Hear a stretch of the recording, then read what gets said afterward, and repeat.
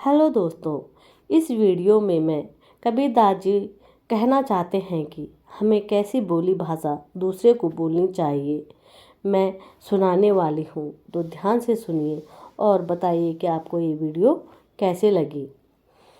ऐसी बानी बोली मन का पाखो और इनको शीतल करे आप हो शीतल होय।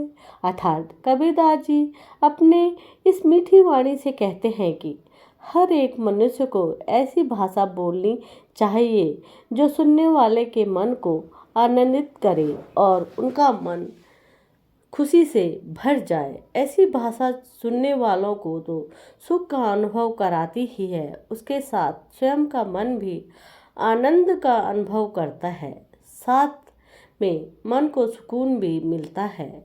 ऐसी ही मीठी वाणी के उपयोग से हम किसी भी व्यक्ति व मनुष्य को उसके प्रति हमारे प्यार, आदर और गौरव का एहसास करा सकते हैं।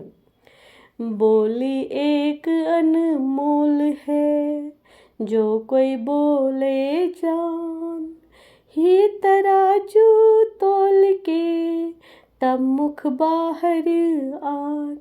कबीरदास जी अपने इस मीठी वाणी से कहते हैं कि यदि कोई सही तरीके से बोलना जानता है तो उसे पता है कि उसकी वाणी एक अनमोल रत्न है और उसे कैसे कहाँ इस्तेमाल करना चाहिए, इसे व्यर्थ नहीं करना चाहिए और वह व्यक्ति हर शब्द को हृदय के तराजू में तोलकर ही उसे मुंह से बाहर आने देना चाहिए। अति का भला न बोलना, अति की भली न चुप, अति का भला न बरसना, अति की भली न धूप। अर्थात कबीरदास जी अपने इस मीठी वाणी से कहते हैं कि बहुत अधिक बोलना भी अच्छी बात नहीं है और ज़रूरत से ज़्यादा चुप रहना भी ठीक नहीं है। बिल्कुल उसी तरह जैसे बहुत ज़्यादा बारिश भी अच्छी नहीं और बहुत ज़्यादा धूप भी ठीक नहीं रहती। कबीरदास जी अपने इस मीठी वाणी से कहते हैं कि मनुष्य सही समय आने पर आवश्यकता अनुसार ही अपने शब्दों का उपयोग अवश्य करना चाहिए। बहुत ज़्यादा बारिश और धूप इस भूमि के लिए कैसे हानिकारक होता है, वैसे ज़्यादा बात करना और ज़्यादा चुप रहना भी मनुष्य को हानिकारक हो सकता है। शब्द सहारे बोलिए, शब्द के हाथ न पाँव। ध्यान दीजिए, शब्द सहारे बोलिए, शब्द के हाथ न पाँव।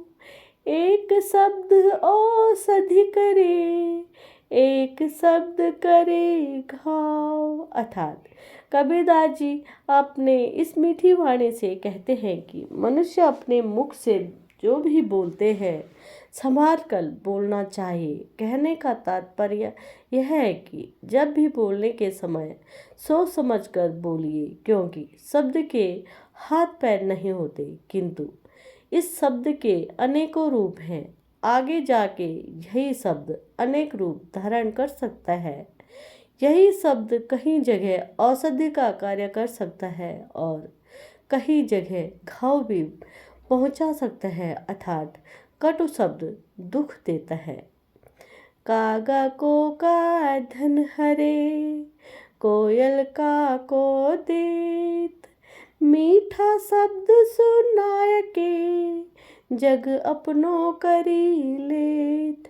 अर्थात कबीरदास जी अपनी इस मीठी वाणी से कहते हैं कि न कौवा तो किसी का धन नहीं चुराता और न ही कोयल किसी को कुछ देती है, लेकिन कोयल की मधुर बोली यानी कि आवाज़ सबको प्रिय लगती है। उसी तरह आप कोयल के समान अपनी वाणी में मिठास का समावेश करके संसार को अपना बना लो। ऐसा करके आप इस संसार आपकी मीठी वाणी, मीठी बोली सुनने के लिए तरसे, वैसा कर सकते हैं।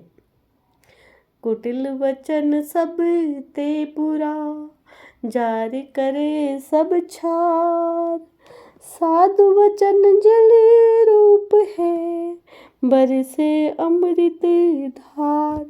कबीरदास जी अपनी इस मीठी वाणी से कहते हैं कि कटु शब्द बहुत बुरे होते हैं और उसे बोलने की वजह से पूरा शरीर जलने लग जाता है, जबकि मधुर वचन शीतल जल की तरह होता है और बोलने वाला और शब्द सुनने वाला दोनों को लाभ हो जाता है। बुरा जो देखन में